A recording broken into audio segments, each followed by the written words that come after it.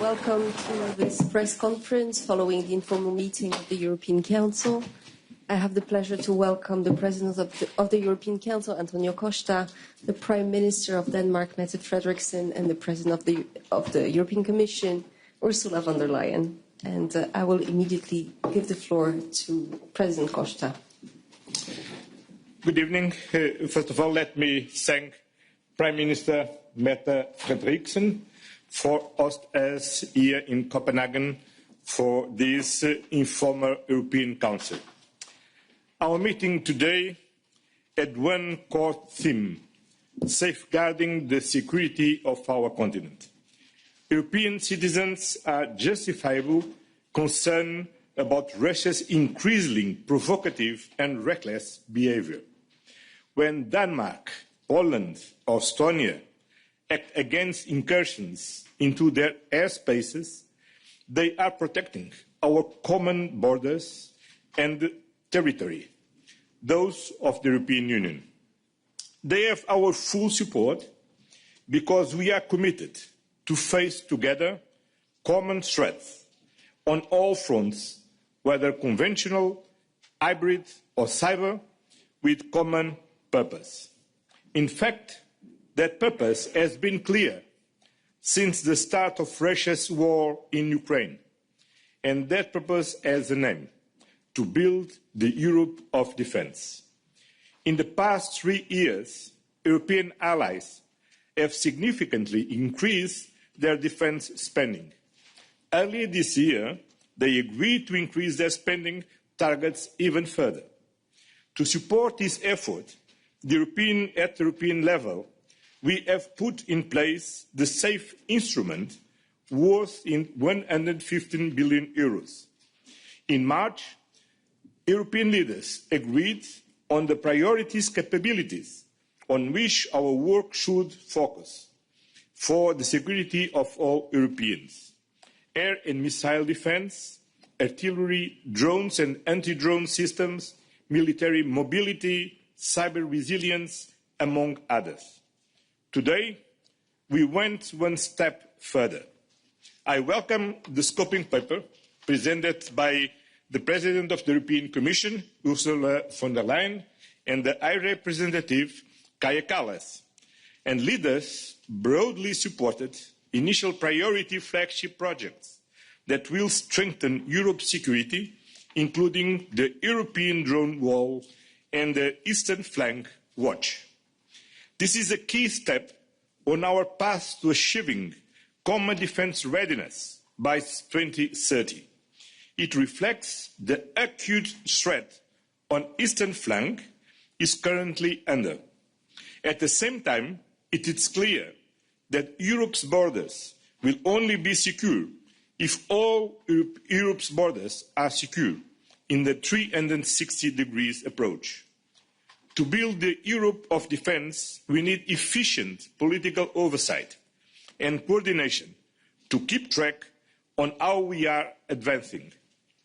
Our defence ministers need to play an increased role to push work forward between the European Council meetings and to track milestones for progress. Moving on to our discussions about Ukraine, since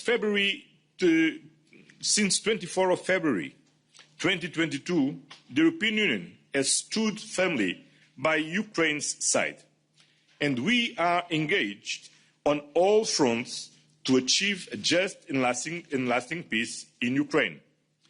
A new sanctions package is on the table, targeting oil revenues, banks, crypto and shadow fleet. We are also paving the way for Ukraine's membership of the European Union.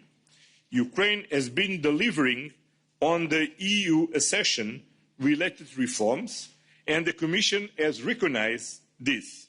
Now it's the European Union's turn to deliver, because enlargement is a merit-based process and because enlargement will make Europe stronger. Finally, on financing, European leaders had today a first discussion on how to mobilise further funds for Ukraine. And the message is clear. Russia has to understand that Ukraine's partners, including its European partners, have the will and the means to continue supporting it until a just and lasting peace is achieved. So, this is what this informal meeting was today, to prepare decisions for the security of our continent, decisions on the Europe of defence, and decisions to strengthen support for Ukraine. In 2 weeks, the European Commission will present the roadmap on 2030 defence readiness, and the European Council will meet again in 3 weeks, and that will be decision time. Thank you, dear Mette, to offer us this opportunity in this informal council to prepare our next decisions. Thank you. Thank you, Antonio. And we have had a substantial and constructive and long meeting today here in Copenhagen. And we meet at a time where Russia have intensified their attacks in Ukraine, where we have seen Russian airspace violations and unwanted drone activity in several European countries. They are threatening us, and they are testing us, and they will not stop.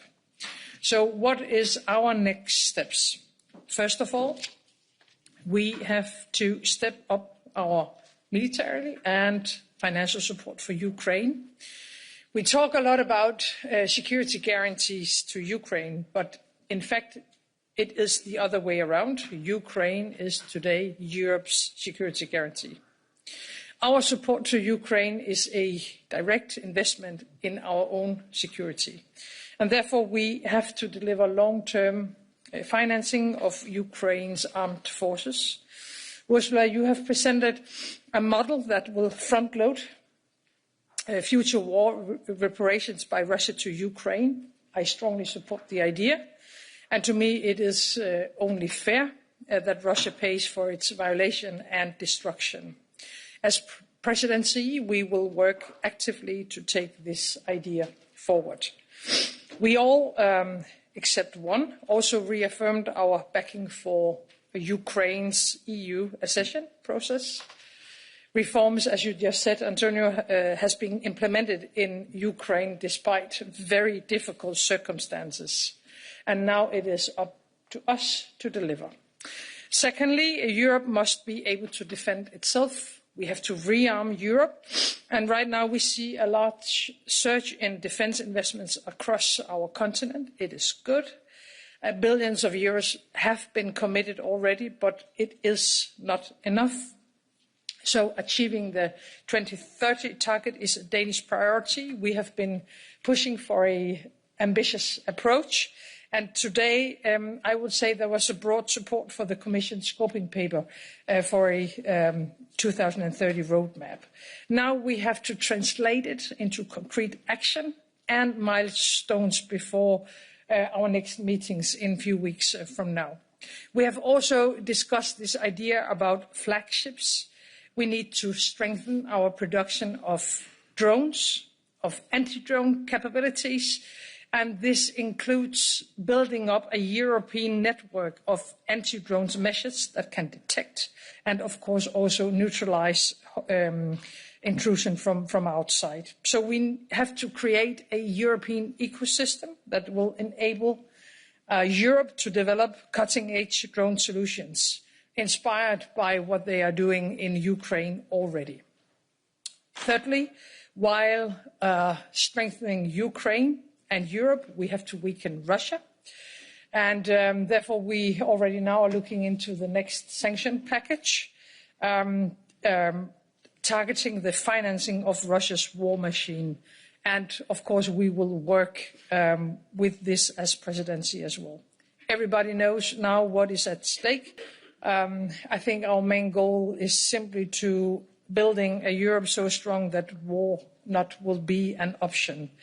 And this is our main task in these weeks and months, and unfortunately also years. And I think we have had good discussions today, and now we are ready to take the next steps.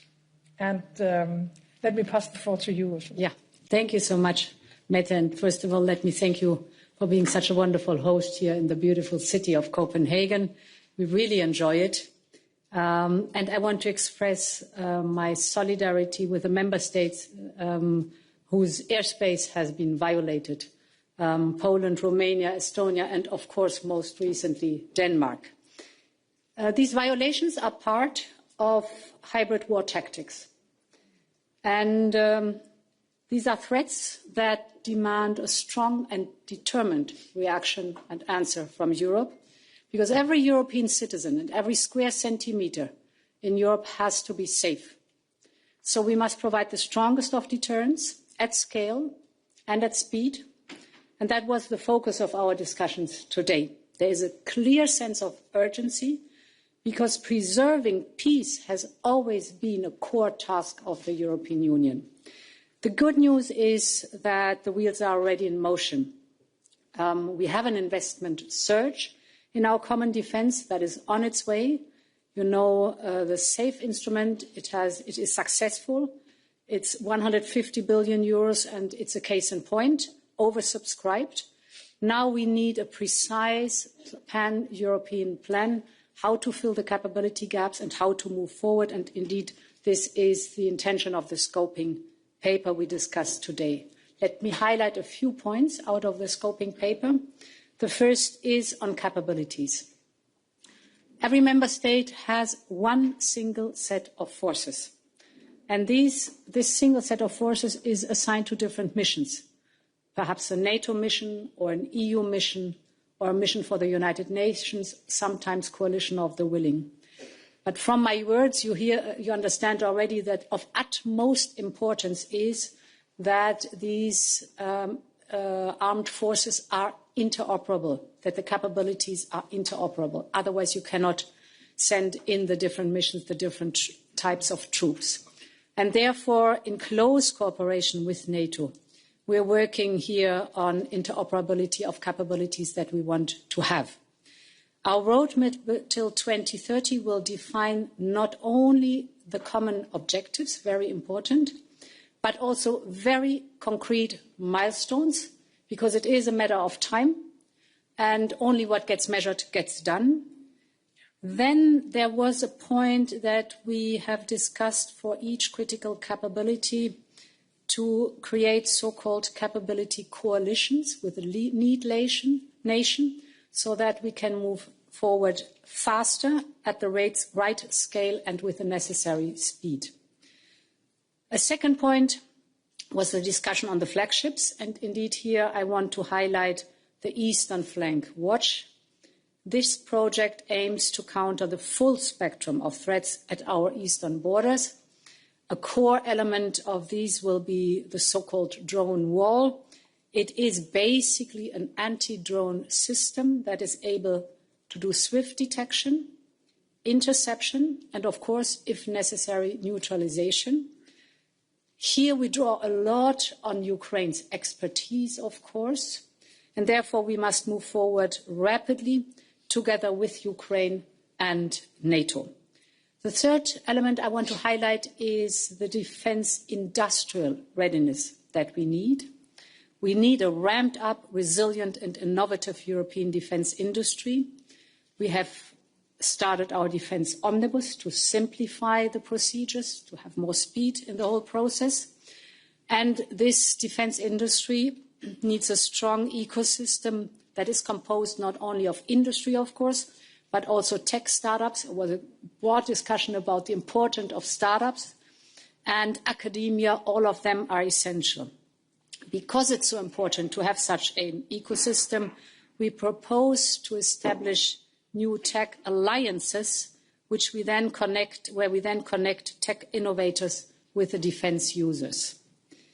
So this is in a nutshell. It's much more. Some key elements of the scoping paper. And in 2 weeks, we will then present the full version to the European Council. My final point is on Ukraine. It's now 3 years and 7 months since Russia's full-scale invasion. and Ukraine continues to fiercely resist. At the same time, we see that Russia is under increasing economic pressure. Our sanctions are working. I give you some figures. If you look at the interest rates in Russia, they are at 17%. The inflation is well above 10%. At least 40% of the Russian budget is spent on defense this year. And if you look at Russia's GDP in the year 2024, it was 4.3%. It is projected to slow down to 0.9%. So this is the time to further increase the pressure on Russia. And to this end, we proposed a new approach of sanctions.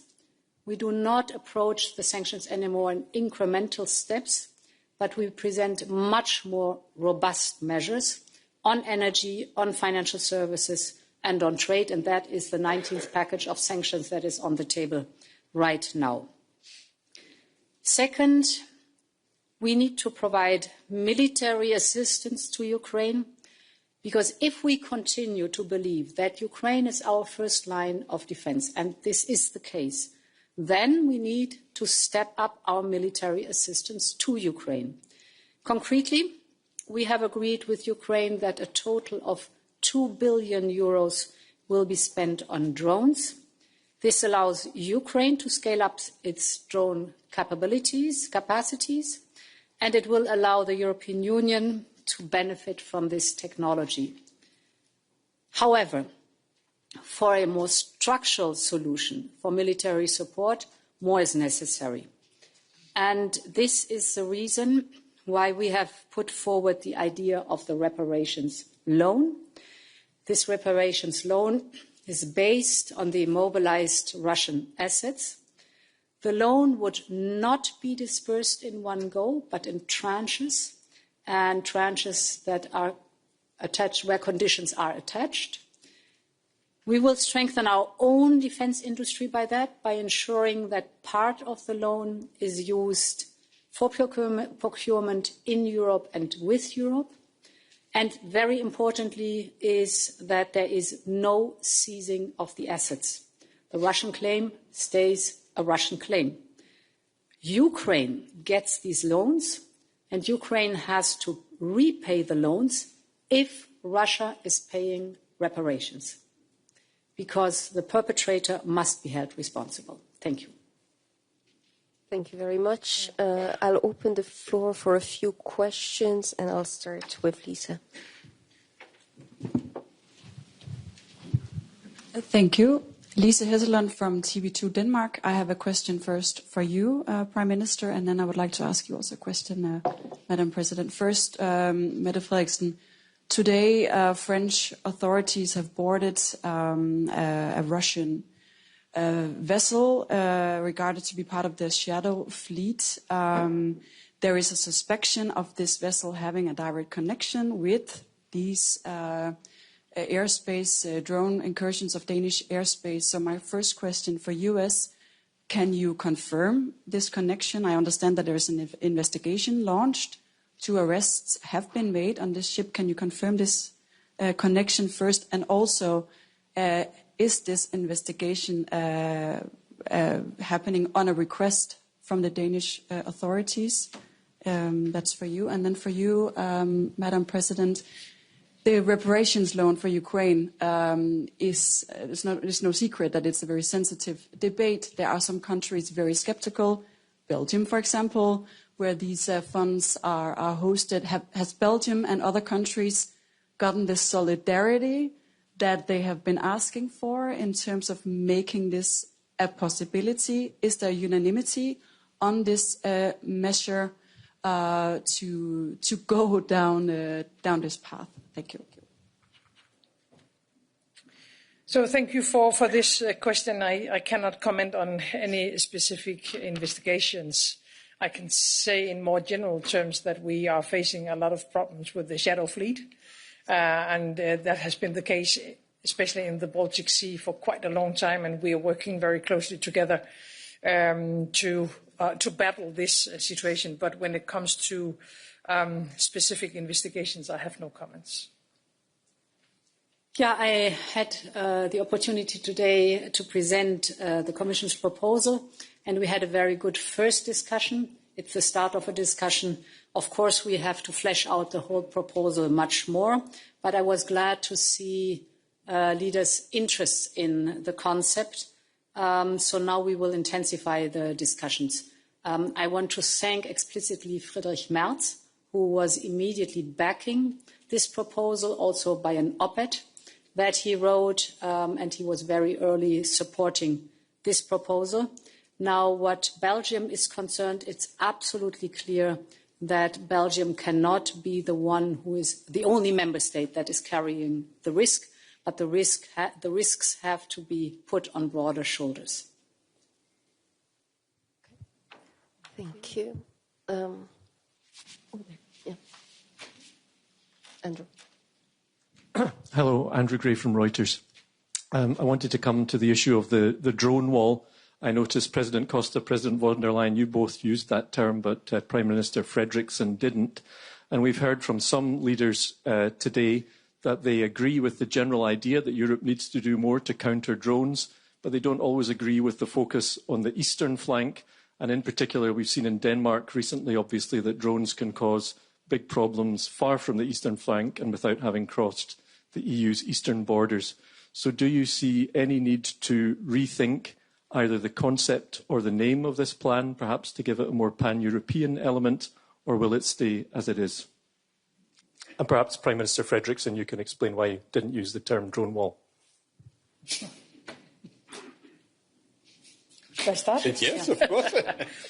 I don't really care about the name as long as it works. So yeah, you cannot explain anything about me using the word or not. We have had a long discussion about it today. And actually, in substance, it was a very interesting discussion because everybody knows now that the drones have changed the whole idea of a war and the effect of drones is changing everything. And we see it every day now in Ukraine. In Denmark, we have been working closely together with the Ukrainians on this question. Now we have tried it ourselves last week. We totally agree cross-border within the European Union that we need to invest much more in drone technology, in countering drones, as you said, but also in new technologies and innovation. So we totally agree on that, but we also know that the technology is changing so rapidly that we cannot have one idea and believe that that will solve all our problems. So I like the idea of a drone wall, but we have to be very frank to the Europeans that no matter what kind of capabilities we are able to buy, to innovate, to build up, there will still be drones coming into Europe. What we have talked about today is building up a European ecosystem like the ones we have in Ukraine. By the way, I think it is extremely important that we integrate Ukraine in all our work from the very beginning, because they are the experts. So building up a European ecosystem is the most important thing. Of course, it has to focus on the eastern flank because the eastern flank is closest to Russia. But at the same time, we have this I think, general approach that security is, first of all, a question about Russia, unfortunately. But it's also a question about migration. It's also a question about climate change. It's also a question about any other threats against our society. So I don't really think there is a conflict between East or West on this issue. It has to be useful in many different areas. But of course, it has to be linked to the eastern flank as well. Yeah, the nature of warfare has completely changed. That is what we have seen in the Russian invasion in Ukraine. Partially per night, the Ukrainians are intercepting 800 drones. So this gives us an idea how enormous the threat is, and they can come from anywhere. So the original idea came from Ukraine, and we are learning from Ukraine. Of course, at the moment being in the debate, the first priority for building up an anti-drone system is the eastern flank, because it's clear that these are the member states that are acutely the most exposed. But indeed, Mette, as you said, that the vision is much, much broader, and it has to have the 360-degree approach. So this anti-drone system is conceived as a shield for our entire continent. This would also include, for example, the southern flank. It is designed to address a wide spectrum. You mentioned weaponized migration, but also hybrid operations, drone incursions, as we have seen, but also control of the Russian shadow fleets, for example, or even the risk of armed aggression when you see the amassing of troops. So there can be a wide spectrum in the anti-drone system and the use of drones or anti-drones mechanism. In general, the drone wall will strengthen the borders on land, at sea and in the air, and thus not only protect the frontline state, but will contribute to the security of our whole European Union. I just want to allow that at the European Council was very clear that we need to have a 360 degrees approach and look at our external borders as our common borders, in the eastern, in the north, in the south, in the west. And of course, for everybody, now the main threat we are facing now coming from Russia, and especially on the eastern flank. That's the reason that we are looking for the eastern flank as a priority. And of course, we can discuss what is the best trademark for this concept, for this idea. But I recall that when in March we defined our 9 main priorities on capabilities, one of them was drone and anti-drone systems. Then now is a matter of trademark. Thank you. Mattia?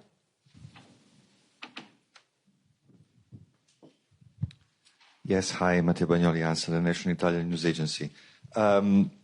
You mentioned that there is, President Costa, first question is for you. You mentioned that there is the appetite from the Council to have a stronger role of the Ministry of Defense to supervise, so to say, or to check the milestones that are required, that have to be met in the future on this. Is this a way for the Member States to underline that the competence of defense is of the Member States and they want to emphasize this? And secondly, for all of you, while we speak in the Eastern Mediterranean, the so-called flotilla that has sailed to raise the awareness of what is happening to Gaza and to bring help, aid there is being boarded by the Israeli Coast Guard or EDF. And I want to ask you if you think that this is a legitimate quest to raise awareness on what is happening to Gaza, and the response from Israel is proportionate. Thank you.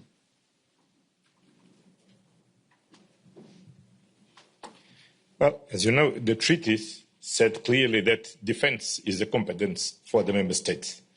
But we learn that to be effective on our own defense, we need to work together.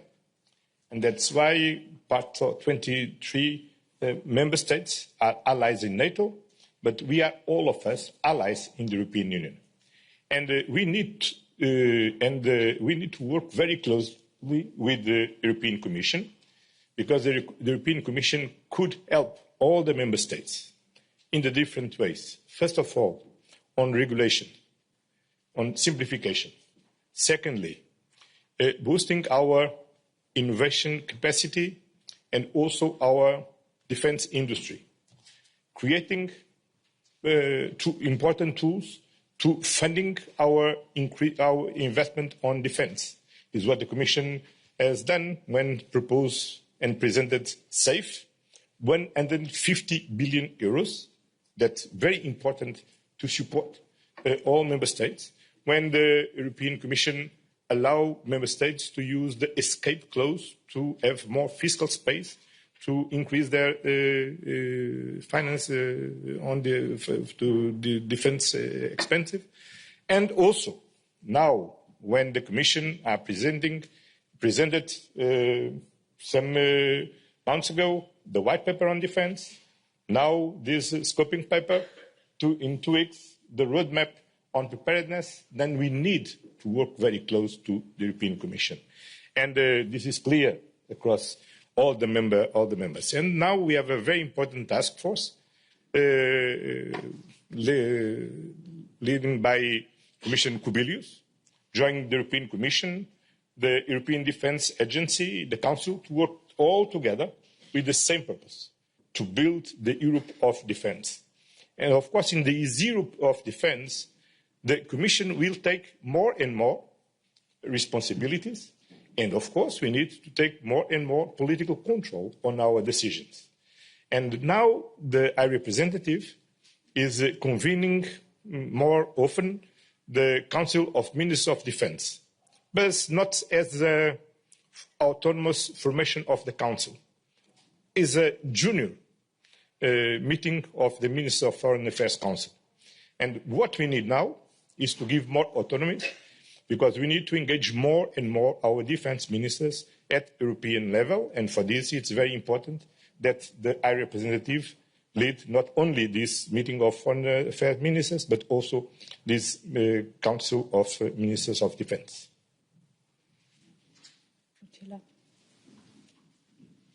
You agree?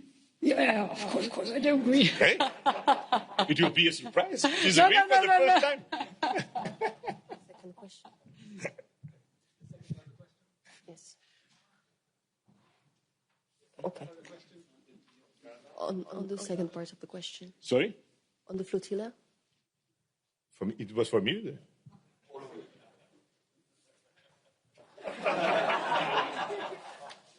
Sorry, I don't take. No, don't pay attention, please. If you repeat the question. My question was that as we speak, the EDF, the Israeli forces, are boarding the flotilla that sailed to Gaza to bring some aid, but also and mainly to raise awareness on the Gaza humanitarian situation.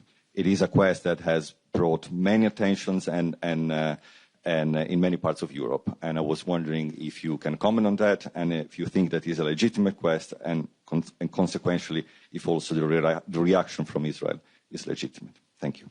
Sorry, but during the council, I don't receive any information. Then I can't comment at this moment. Same on my side. Thank you. I'll take one final question here. Hello, I'm Malte Sommer and with the Danish Public Service Broadcaster. Shouldn't the EU up its ambitions on defense? The Rearm Europe, that's 5 years away. You talk about the Europe of defense, that's 5 years away. Imagine what, in your words, Madam Prime Minister, a capable foe could do within 5 years. Can you three make certain that the European citizens would be kept safe while these decisions take time? Thank you. So 2030 does not mean that we only look at 2030. We start right now. I give you a good example, the SAFE instrument. We launched it, it was February or March. We have it in place. We have it's 150 billion euros. We have 19 member states that subscribed. Now we are working with them on the national plans, and we can disperse the first tranches to the member states, joint procurement at the beginning of next year. So that's in 10 months. The instrument is up and running, and that shows that we've understood the urgency, and it is working exactly right now. Of course, there are other capabilities that will take more time, without any question. And of course, we will learn also from the development of the war in Ukraine, what is of utmost priority and immediate necessary, and what can take more time. But that we set the goal of 2030 does not mean that we do not immediately start now. Yeah, but we have also changed in these 3 years completely. So the support for Ukraine, if you look at Ukraine 3 years ago, zero defense industry.